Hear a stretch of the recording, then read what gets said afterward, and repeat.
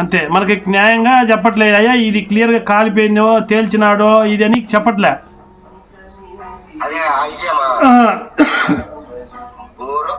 చెప్పడం లేదు, అది క్లారిటీ కొడితే కూడా వాడు అట్టనే చెప్తా అదే విధంగా చెప్తాడు. మళ్ళీ ఏం చేయాలో మాకు అర్థం కావడం లేదు అసలు. అదే కదా ఏమర్థమవుతుంది మీకు? మీరు మీ పనిలో మీరు ఉంటారు. ఇంకా అమ్మాయి ఆ విధంగా అయిపోతే ఇంకా మీరు ఏం నోట ఏమొస్తుంది? అది పోలీసు వాళ్ళే మనకు న్యాయం చేయాలి. మరి ఏం న్యాయం చేస్తారో చూడాలా. ఆ అమ్మాయి వెంకట మాధవి మా తమ్ముని కూతురే. అతడు మిలిటరీ ఆర్మీ అని మేము సంబంధం చేశాము 13 ఏళ్ళ కిందట. అతనికి ఇద్దరు ఒక అబ్బాయి ఒక అమ్మాయి. కాకపోతే వాడు ఈ పని చేశాడు అంత ఘోరంగా. ఇక్కడికి రాకుండానే అక్కడ అమ్మాయిని అంతా చంపి అంత కుక్కల్లో ఉడకబెట్టి ఎక్కడెక్కడో పారేశాడు, నీళ్ళల్లో కలిపి చేసిండు. మాకు చాలా బాధగా ఉన్నది. అతడు ఆర్మీ అని మనం చేశాము. కాకపోతే వాడు ఇక్కడికి పంపకుండా 5 ఏళ్ళ నుంచి పంపలేదు. అక్కడనే హైదరాబాదులో ఇండ్లు తీసుకొని అక్కడనే బ్రేక్ వాచ్మెన్ డ్యూటీ చూసుకుంటూ ఉన్నాడు.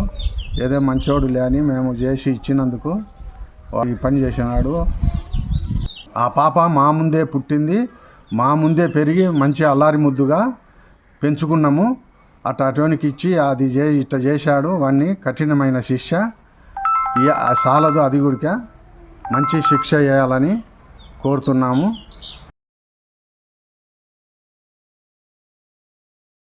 నవరాలు అయితే ఓడి శిక్ష ఎట్లంటే అట్లా చేసి కొట్టి తిట్టి చేస్తున్నాడు. కొట్టి తిట్టి చేసి దాన్ని గోడ ఆడిస్తుండు. ఇక్కడ గుడక జరిగింది. నా చెయ్యి గుడక ఇరగొట్టిండు. ఒక పారి వచ్చి నా కొడుకు ఇంట్లోనే తన్నుతా ఉండడు ఓని ఇష్టం వచ్చినట్టు. ఓని ఏదో ఒకటి శిక్ష పెట్టాలి మీరు. ఓనికి ఇంతక పోగొట్టకూడదు. వాడు పెళ్ళి 13 సంవత్సరాలు పెళ్ళయింది.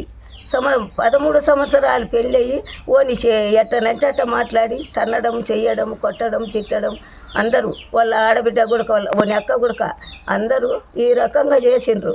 నా మనవరాల్ని నా పెద్ద కొడుకు కూతురు ఆ రకంగా చేసి ఆ రకంగా చెందిండు. ఓని ఏదో ఒకటి శిక్ష పెట్టాలి మీరు. నా పెద్ద కొడుకు కూతురు దాన్ని అమాయించి దాన్ని గోడాడిచి దాన్ని ఎటనంటట చేసి దాన్ని కొట్టడం తిట్టడం చేస్తుండడు. సప్పో తెచ్చుకొని నా కొడుకు కంపెనీలలో 3 ఆడపిల్లలు సప్పో తెచ్చుకొని కంపెనీలలో చేసిండు. చేసి తన్నడం చేయడం నా చేయి కూడా ధన్యండు. అడ్డం పోతే ఆ రకంగా ఓనికి ఏదో ఒకటి ఓనికి శిక్ష పెట్టాలి మీరు. 5 సంవత్సరాలైంది పుట్టింటికి పంపడంలే. ఒక పారి వచ్చి తన్నుకుంటా చేసుకొని పోయిండు.